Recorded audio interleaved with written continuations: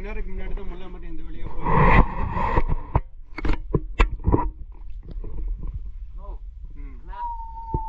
யாருமே இல்லை வியூவர்ஸ்.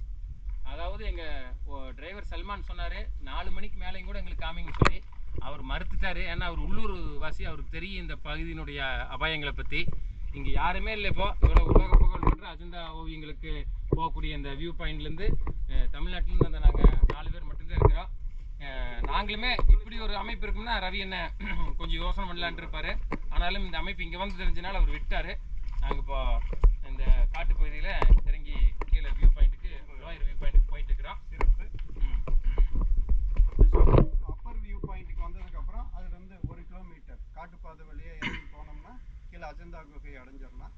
அஜந்தா குகையை பார்த்துட்டு பார்க்கிங் பிளேஸுக்கு 4 கிலோமீட்டர் அதை பஸ்ஸில் போய்க்கலாம். Maharashtra MTC bus. முக்கியமாக இந்த காட்டு வழி பாதை என்பது மிகவும் கவனமாக வர வேண்டிய ஒரு பாதை. மதியத்துக்கு மேலே வர வேண்டாம். மதியத்துக்கு மேலே 4 மணிக்கு மேலே வரும்பொழுது சிறுத்தை புலிகள் முள்ளம்பட்டி நடமாட்டம் இருப்பதாக உள்ளூர் கிராமவாசிகள் கூறியுள்ளார்கள். நாங்கள் வர வழியிலேயே பார்த்தோம், முள்ளம்பட்டியினுடைய முள்ளெல்லாம் பார்த்தோம். ஆகவே இதையே இங்கே வரவங்க கவனத்தில் வச்சுக்குவாங்க. இதை வந்து கொஞ்சம் கவனத்தில் வச்சுக்கிடுவாங்க. எக்ஸ்ப்ளோரர் கோவில் சார்பாக கேட்டுக்கிறேன்.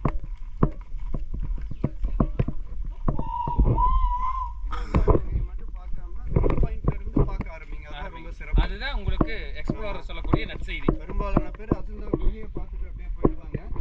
நீங்க அஜந்தா அப்பர் வியூ பாயிண்ட் பார்த்துட்டு லோயர் வியூ பாயிண்ட் வந்துட்டு அதுக்கப்புறம் காட்டு வழியா பாதி போயிட்டு அதுக்கப்புறம் அதை குகைகளை பாருங்க.